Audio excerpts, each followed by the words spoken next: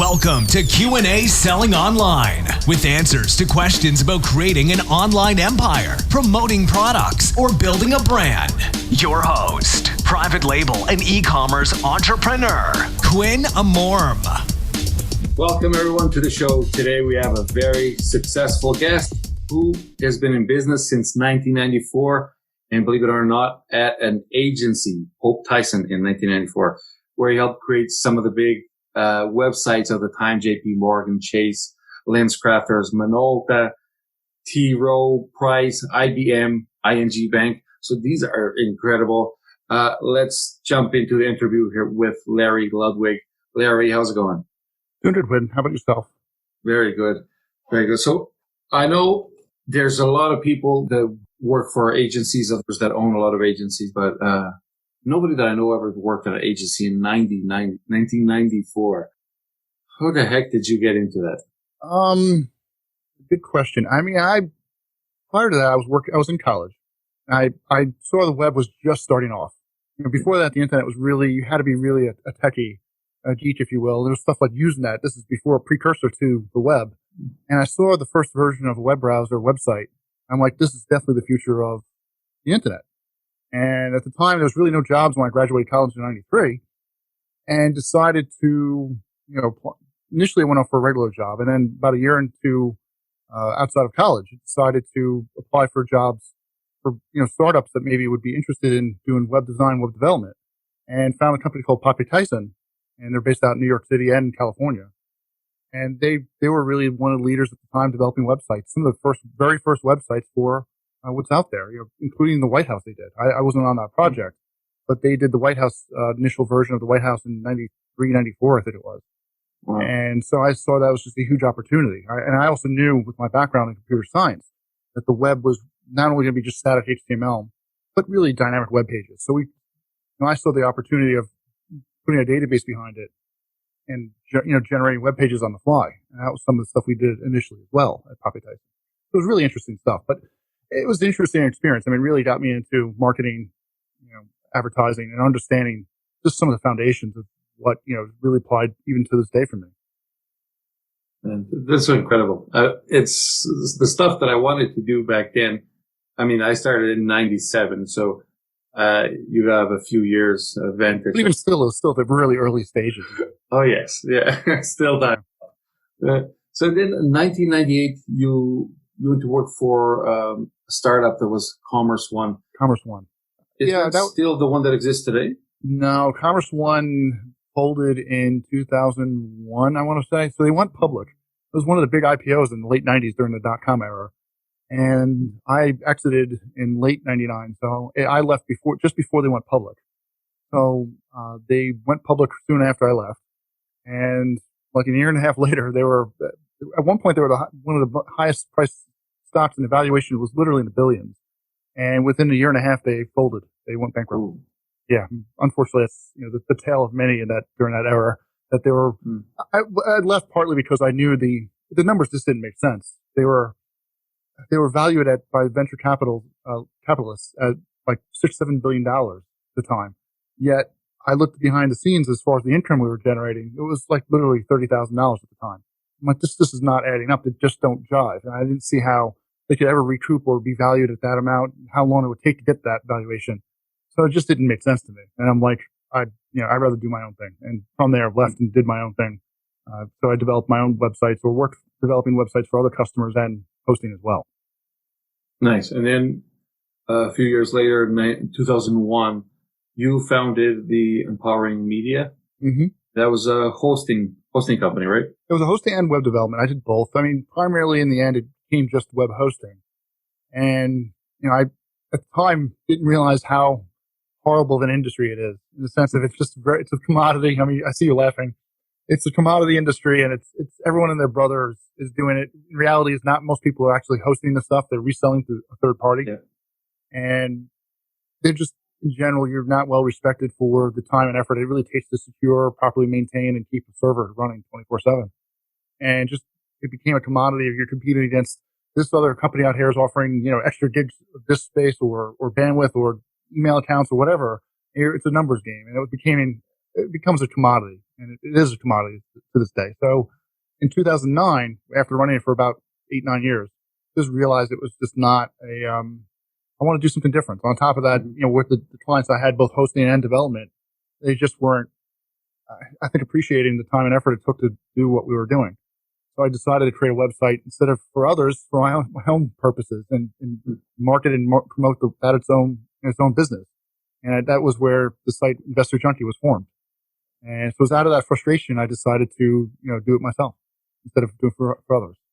That's amazing. That the website Investor Junkie sounds a lot like an idea that I had, maybe after yours. So it would have been a copy, but I never pursued it. But I often thought about that, how good it would be if there was a website where you could go and share your ideas and get investors into ideas in your sites. Because I was no professional at creating websites still back then with a WordPad or Dreamweaver a couple of years later. Yep. But I always thought that maybe there's somebody out there that one of these sites is going to take off. And there's somebody out there that wants to invest in it. They just don't know I exist. So is that what your idea was? When I first created the site, it took me about almost 2 years before I really got into the groove. When I first created it, it was much more about, I had my ducks. Part of the thing was I wanted to be not only to showcase the technologies of WordPress and how to scale a website for my hosting and development business, but I wanted to be where I was at financially. I looked at a lot of other blogs and other websites out there, and it just didn't speak to me in terms of helping me financially. Like I had my ducks in a row. I didn't have massive amounts of debt. I didn't have to, it's not like I was just starting out, and I always cared about investing at some level. Even before the internet, in the early 90s, in fact. So I was in still college. So I had always a fascination with personal finance and investing. So I thought let's combine those two together, but I really made it more about talking of what investments were, not only just pure stock market or, the market itself, but also holistically, like including businesses as well. That was originally my intent, to include every aspect of investing, both, stock market to investing in businesses and real estate. And from the feedback I got from my audience, it was really people didn't have interest in those esoteric investments and wanted more of the mainstream. How do I invest my 401k? How do I do the basics? I'm floundering and just dealing with what I have now. Forget about, the more advanced topics like, starting a business. They didn't want to hear that. So I decided to change the focus after about 2 years and to be more about just the not generic, but basic, points, and also discuss more products and services out there instead of just giving my opinions of what I thought was going on in the stock market and whatnot. So I changed it to be more of a review and comparison site about 2 years into it. And that's really where it started taking off as well. And then your revenue from that site was 100% affiliate marketing? Yeah, there was always some ad banners at points, but I decided at some point to take it off completely and just focus on affiliate revenue. Where maybe if I had ad banners, it was only on pages that had no monetization through affiliate. So I kind of mixed and matched. But at one point, more closer to the end, before I sold it, I decided just do all affiliate and remove any ad banners, just to make it much more clean, better user experience for the reader. Yeah. So, and a couple of years ago, you ended up selling it, and is it okay to share with the public? Yeah. Yes, in 2018, I sold it for $6 million. It's a public knowledge, though. I'm not afraid to disclose it now. But it was interesting. So I literally started December 2009, and then from almost a little less than 10 years, sold it 2018, and just grew the traffic organically. It just was mostly search based. I did paid traffic as well, but most of it was from search, and almost all of it was from affiliate. Nice. So even today, I can think of a lot of people that imagine that working online and affiliate business or e-commerce, anything, is not a real business. I have to say about that. Yeah. It's definitely an affiliate. Affiliate marketing is totally a real business. If anything, you should be, if you're doing any online business, you should be doing affiliate marketing at some level, is my opinion. Meaning you should complement and supplement your income through affiliate marketing, because you can't do everything as a business owner, or your business can't do everything, but you have a captive audience, you have an engaged audience that's interested already in what you have to say. So by all means, you should supplement your core services with affiliate marketing. And that's kind of actually how, with my hosting business, I kind of realized that opportunity where I was doing web hosting, but I also offered SSL certificates and domain registrations, but I didn't do it them myself. I do it through affiliate channel, and I made a decent amount of recurring revenue from that, and realized that was an opportunity. That's what kind of light bulb also went off to say, why don't I go down the path of affiliate marketing? And so I would say for any business owner, if you're not doing affiliate marketing, you're leaving money on the table, in my opinion. And there's two ways to do it, to get into affiliate marketing. I mean, as the brand owner or as the publisher. Yep. Is there one way that's better than the other one? Or should you, even if you're a brand owner, should you also you could do both. I mean, with Investor Junkie, I didn't have any courses, but if I was going to, one of the things, if I was going to not sell, was add courses and do my own products and services, where that would make sense to monetize through affiliate channels. In other words, I would have affiliates, refer my site, refer my courses, and have them sign up through affiliate link, and then they would get paid for me. But I didn't do that for Investor Junkie. Where I'm actually, my next goal for my own personal brand, LarryLudwig.com, that's kind of where I'm going. For my own courses, I will be monetizing through affiliate channel. But it makes sense, if you have a business, you can do both avenues. Obviously, if you're a merchant, having your own affiliate channel is something you have to make sure you maintain and cultivate, but it can be done. It's a different, I'm more referring to, at least from the average person, starting a business and having supplement your income through an affiliate channel, where you then work with various merchants to supplement your core products and services. And now a step a little bit deeper from that. If somebody's thinking about getting into affiliate marketing as a brand owner, do you think they should try it on their own or put their brand onto an existing platform like, I don't know, Commission Junction or something? Yeah. It depends. If you roll your own affiliate marketing, it can be good, but it also can be hard to maintain. Commission Junction's expensive from everything I understand as far as the annual fees or monthly fees they charge. So maybe that's not the best suited when you're initially starting out, but I would not say, get your IT department or have some programmer just develop some affiliate system. If anything, at minimum, use some commercial product like Has Offers or Cake is another one, or there's other ones out there as well. So you use some system that does all the affiliate tracking for you. With that said, you could keep it in-house then. So there's no monthly fees you have to worry about, through like a Commission Junction or Impact, or Share Sale. Those are the popular three out there. Mm-hmm. So those, if you don't do it through a network, the advantages of a network is you instantly get an audience that would be interested in your possibly, recommending and having links to your site. So it could be to your advantage. It depends on what your product offering is. If it's something that's more mass appeal, those networks can work out really well to your advantage. If it's something more of a niche, you might be better keeping it in-house. Right. Now, when it comes to anybody that started working with the internet many years ago, it may just be me. I don't know if everybody thinks the same way, but automatically I start thinking, okay, he has to know SEO, because back then that's all that existed. Right? There was no Facebook paid traffic. No. Your options were much, much more limited in terms of getting traffic. In fact, Poppy Tyson eventually branched off to its own company, DoubleClick. So we were creating some of the first ad banners and also ad network. And it was fascinating. Yeah, the options were just limited, and you didn't really have much to market nowadays. The ironic part is you have a plethora of networks to work with in terms of advertising and different channels, and some are better than others depending on your niche. But they're also getting more expensive because people are realizing, for Facebook as a great example, the cost per click is just increasing exponentially because more and more people are using it. And they only have a limited supply of ads to put on their network. Mm-hmm. So, obviously Facebook has been constantly working to try to figure out what are the ways we can display ads in their system. And it's getting harder and harder. So, but with that said, SEO was much different than it is today. You were able to do things like repeat the same keyword 100 times at the footer of the page, and lo and behold, you'd be instantly ranked number one. Or decide to hide the text at that also and not show at the bottom. It would be in like the same color as the background, and therefore ranked number one. And again, this is also pre-Google in some cases, where Alta Vista was all the rage, or even Yahoo. So they were very basic search engines. They were not anywhere near, which, in my eyes, I consider now what we have is a more level playing field. If you have good content, you focus on the user experience, you wind up actually ranking pretty well. Where back then it was much easier to game Google or other search engines. And I think that was a bad thing. I think the quality of the search results have gotten dramatically better in the past 10 years alone. Even before that, it was much worse. it was much more the Wild West in terms of SEO, and a lot of black hat stuff existed that even 5 years ago just disappeared. It's, almost overnight. Yeah, it's funny that you mentioned the footer where we changed the color, because immediately I started laughing because I did that as well.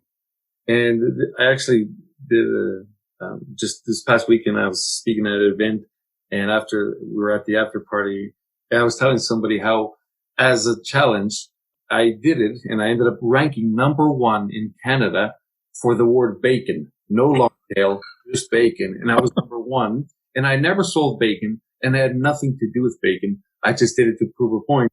And that was years ago, but, that's a similar incident. I don't remember at the episode. I think it was in late 2000s when George Bush was in office. They did like a miserable failure or something like that keyword, and got us to rank number 1. Showed a picture of George Bush as the number 1 keyword. Similar issue. People obviously game the system, and there's still cases like that nowadays too. But it's much harder to. With the just constantly. Google, if anything, is increasing the updates to their algorithm. Like just at the time of this recording, we just had one last week. And it seems to be, and they're not minor updates, they're pretty major changes. So it's getting faster, not slower with Google, which I think partly you could argue they may be doing it on purpose just to ruffle the feathers of anyone who's in SEO and not to get them too comfortable and making sure that they keep them on their toes. But obviously their end goal for Google being a commercial company, a public company, is they want to maximize their profits. So therefore, I've always said that you should use SEO. SEO is still the number 1 way that people get traffic to your site from all the stats I've seen. But it's been decreasing over the past 10 years. You look at any stat, you rank number 1, it was at 1.38% open rate or click-through rate to your website. Now it's 31%. And Google's obviously keeping you more on their site, either through the featured snippet showing the actual excerpt of what copy your content and show it in Google's search results so you don't have to go to your website, or other means as well. Or more ad banners. They're pushing you further down the fold. So in the end, your search should be also part of your strategy as well. You shouldn't be just doing SEO. Yeah, that's one of the things that it kind of sucks. It's where you have good content. Now Google can display your content without the person having to actually click on your site. So you don't get to retarget them. You don't get analytics from that. Is there a way around that? Can you tell Google? If you tell Google, don't show a snippet of my site, they're going to. There's an option to disable featured snippets. And I forget the actual short code or code tag you add to your HTML. But there is that option. But for the most part, I think you're losing out. You really have to create an open-ended loop. So really from a marketing copy angle, you have to develop copy. Like I use FAQ snippet, which is a pretty new snippet that shows up below your actual SERP or your content. So therefore it makes it, you have to answer some questions. But if you want to make it where you establish a brand and establish people to go, oh, they helped me in this thing, I'm going to go click on their website to really find out more details. So you don't really fully answer the question, whatever it may be. And it's a fine line. You got to make sure you increase the click-through rates to your site, to your point, than just answering everything in Google's search results, and then you never see them again. And like you said, you can't remarket them or retarget them for anything because they never landed on your website. In the end, you got to make sure Google or Facebook, for that matter, is you want to get them off those networks. You're only renting that traffic. Yeah. You do not own it. Even if you do paid search, you're only renting that traffic. And people think SEO is permanent. It's not. It can, what Google or Facebook giveth, they can take it away. So absolutely. So that means because we cannot trust even if you have the number 1 SEO today, you may not have it tomorrow. That means you also depend heavily on paid traffic. You should rely on. I always do the multi-channel approach, and really not only that, you shouldn't rely on one channel for your traffic. It's been said 6 to 8 times before someone converts, they have to see your content. And in my opinion, I think it's even higher than that nowadays. And they have to gain your trust. And I've seen from my own data, from my own websites, you need to have multiple touch points before they finally convert. They have to trust what you have to say. So you want to engage them at multiple levels, not just one time. So therefore, you need to have things on social media. You need to have an emailing list. You need to have paid traffic. You need to do remarketing. You need to have a Facebook group. You need to get them. You need to constantly remind the audience that you're trying to attract that here I am and here's what I have to offer. And also educate them in the process, not just purely push them for a hard sell. You need to really add value in the process. So it's purely not just saying buy my stuff. It's got to be about, okay, here's what we have to offer. Here's what we're offering for free. here's the other stuff we can get without having to pay for the said service, whatever that may be. So you've got to add value in different ways. I mean, to me, a lot of people think of copy, content is the ultimate for SEO. And I think that's a mistake. I think everyone can easily copy that same content. It's been a arms race, if you will. People add, okay, I'm going to do 5,000 words. I'll do 5,000 or 6,000 words to up the game compared to what's out there. And I think that's a mistake. I think first and foremost, you should be better on your quality of your content, but also think of what other ways you can add value than just purely content. And I think that's via apps and services, ways to interact or engage. On Investor Junkie, I had, comparison tools. I had the ability to rank content or rank the various services different ways. So we made it much more engaged and interactive than just purely, here's a list of various reviews, go figure it out. My goal was to make sure the person did comparisons and ultimately tried or signed up for the said service that made sense best for them. Yeah. So Larry, everything that we know when it comes to any type of business, it's changing very quickly. But when it comes to the online world, of course, it's like probably 10 times faster. I remember not too long ago, it's like it was yesterday, every website was built for a 15-inch screen. So somebody even before that, for my case, we had 256 colors, and you had to dither the colors to get multicolor past that, and you had to deal with dial-up modems at 56K. But the ironic thing is we're kind of back to that again with mobile, which is what's old is what's new again. So unfortunately, we still see some of those websites are still alive today. Yes. Not even adjusting to mobile, which is incredible. Yep. But what else did you notice that are some of the big changes that are happening? In terms of SEO, or what are you referring to? What do you tell me? Doing online businesses. Well, like I mentioned, I think multiple touch points is definitely a factor. I think you even more so have to. I definitely found it fascinating where we noted on Investor Junkie. I expected people to sign up to one channel, mailing list, social media, what have you, push notifications. But in fact, I found the same person would sign up via multiple channels. Like they wanted to make sure they didn't miss that content or engage in that content. If they missed it through the email that we sent them, they would see it through a push notification 2 days later. So instead of sending out the same notice or message all at once, you would purposely stagger it because people engaged at maybe different points in time during the day or different days, in fact. You kind of make sure you don't hit them up that first time. Don't do a broadcast all the different mediums you work with. Kind of stagger it on purpose. And I think that's one thing I found fascinating that I kind of never expected is the way people engage. They actually subscribe to your content. They like what you have to say. They'll engage and touch various different mediums with your content. You got to definitely discuss and hit them up at various points along the way. And it doesn't hurt to repeat yourself either. I think that's a common issue business owners get scared of is, I already said this on my email. Why am I doing a YouTube with the same thing? Well, people digest that content differently. So don't be afraid to repeat yourself because honestly, the medium is sometimes the message. You've got to hit them up on that other channel. And how about content changes? Stuff that, for example, everybody knows that one of my main platforms right now is owned by somebody else, and it's Amazon.com, right? Or as e-commerce. And I teach a lot of people on how to sell on Amazon, what to do, and how to grow the business there. But I can say something today that tomorrow Amazon changes the rules, right? They put in their terms of service. For example, now you cannot request reviews in exchange for a product, right? Yep. So I have to go back and change my content because now I could be hurting people that are reading old content or even listening to a podcast that is 2 years old. Now, when I do those changes, years ago, we could actually be affected negatively. Now, while I thought we're helping people, so is Google now, do their algorithms benefit you if you're keeping your content up to date by changing? One of the things that really helped me on Investor Junkie was the freshness, they call it, keeping that content current. And YouTube's algorithm sort of the same way, and Facebook to a degree as well. Facebook, you really don't have SEO, but you keeping content fresh and keeping people engaged is part of the algorithm. On top of I wanted to make sure for our audience, again, it increases the engagement. You want to get people to come back and realize, hey, this website has the authority in this topic because I just heard in the news press today that a review on Betterment that we did, we just added new functionality, and they already have it in the review. Like, lo and behold, they match up. You don't want to have something where to the reader, they've read some other news source that this feature or product is there, but yet your review doesn't even discuss it. And I think it hurts the user experience. So I had to constantly make sure we update our content and be current.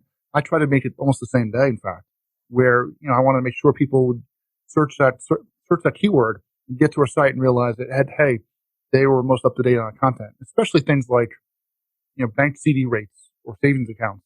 You want to make sure they have the most current, rates for those products. Where if it's even a few days old, and they go to click that affiliate link or not affiliate link for that matter, it looks really bad on your part that you show a rank of 2%. On their website, they decreased it a few days ago. It's now, 1.7%. It hurts the trust. And part of the issue with SEO is the EAT factor. That's one of the big issues with Google is making sure you have established called expertise, authority, and trust. And part of it is that trust factor, especially in the niche I was in, personal finance. It's what's called your money or your life. And Google really, on a microscope, looks at your content and making sure what little things you're doing to establish better trust. And it's those simple things like having a place to contact you, having an email address on your website, having an actual physical address. All those things are important factors. So those things, if you ignore them, can actually hurt your SEO chances to rank for content.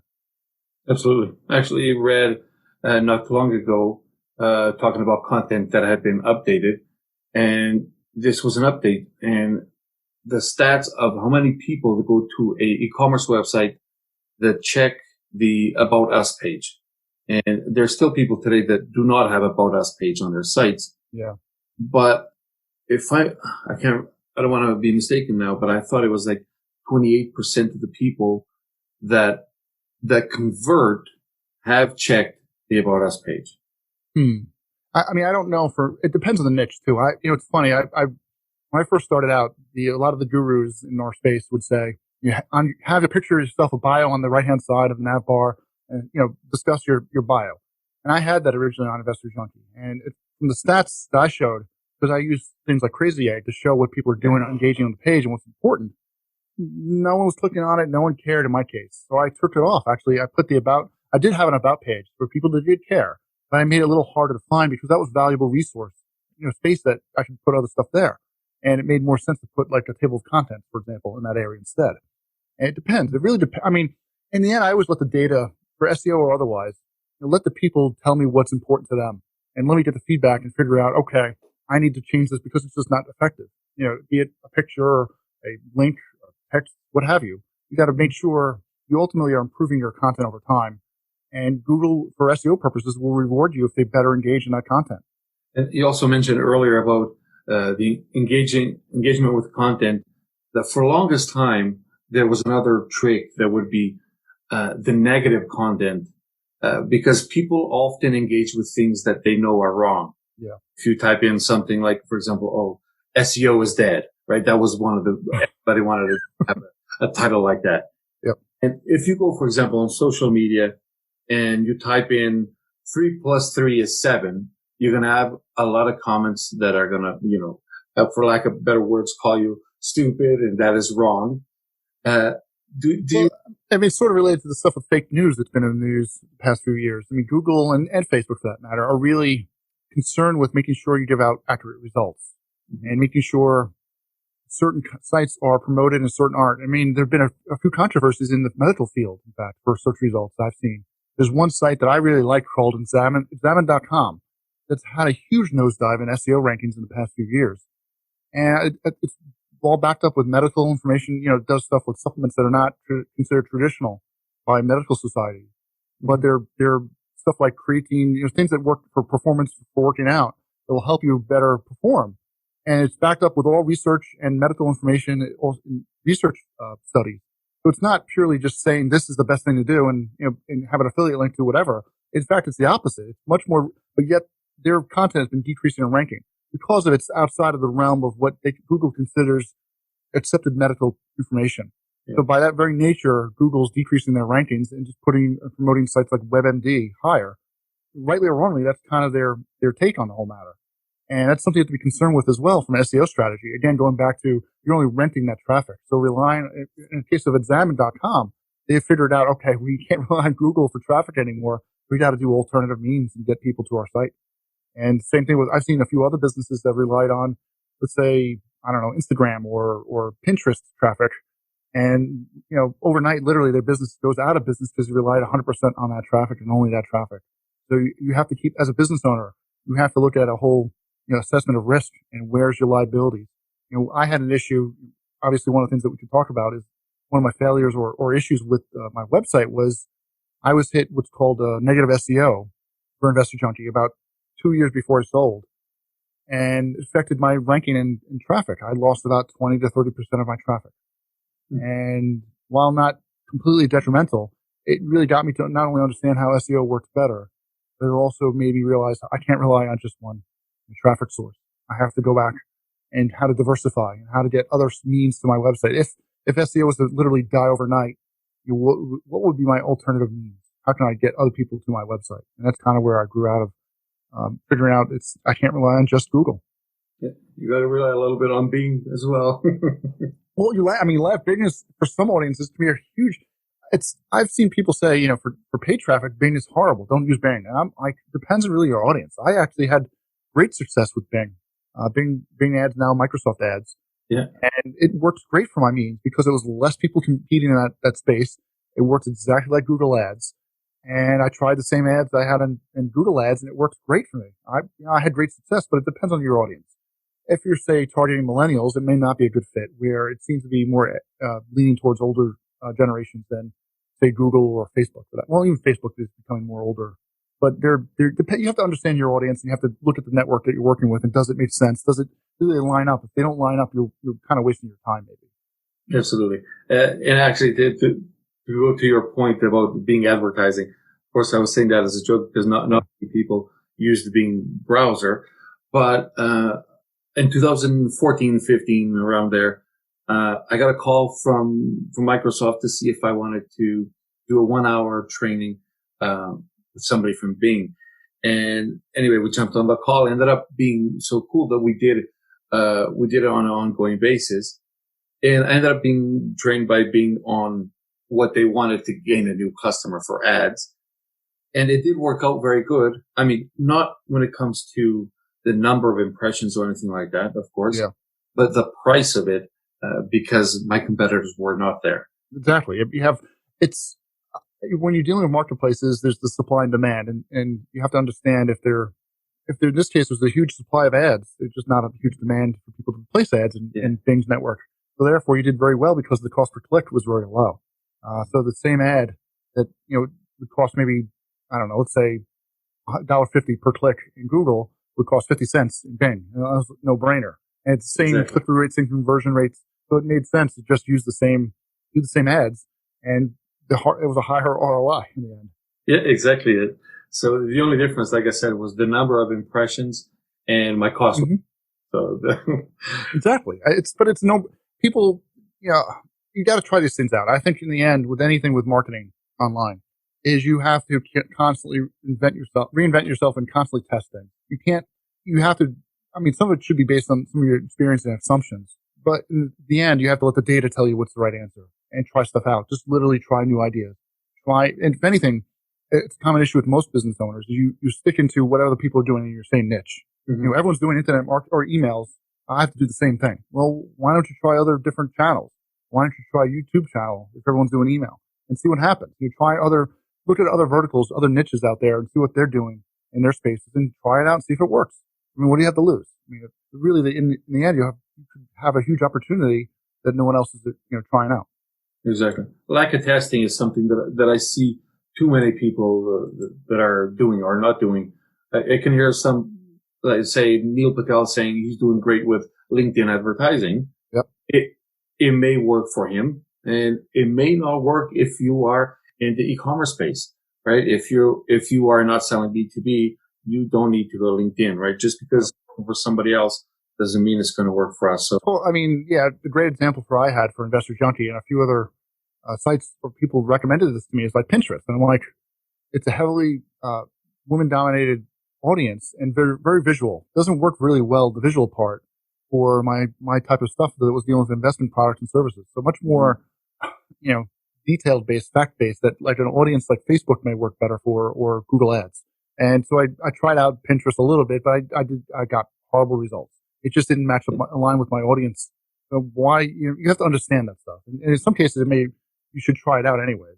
But in the end, your point being that, yeah, people usually don't, they'll take some gurus, wisdoms, if you will, and use them and think that's got to work for my niche. And in fact, it might be a very specific case for them. So for Neil Patel, it may work great for whatever he's offering, but for you, it may fail miserably because of your e-commerce site for, let's say, selling, I'm trying to think of a good example, selling something that just, has nothing to do with business to business. It's not perfect for that audience. So you got to make sure you got to try different channels, but make sure you hit the right demographic. Absolutely. I can't go sell baby diapers on LinkedIn. Yeah, that's a good example. Yeah, baby diapers would be horrible on LinkedIn. Don't do it. Of course, everybody on LinkedIn at one point is or will be parents, but probably at the time, if they're on maternity leave, they're not on LinkedIn. But they're not expecting it. I mean, a better example would be Pinterest as an example. Or Facebook for that matter. I think areas where you have more community involvement would be perfect for selling diapers as opposed to LinkedIn. You're expecting to see people discuss business, more corporate stuff, more business to business than consumer to business. Absolutely.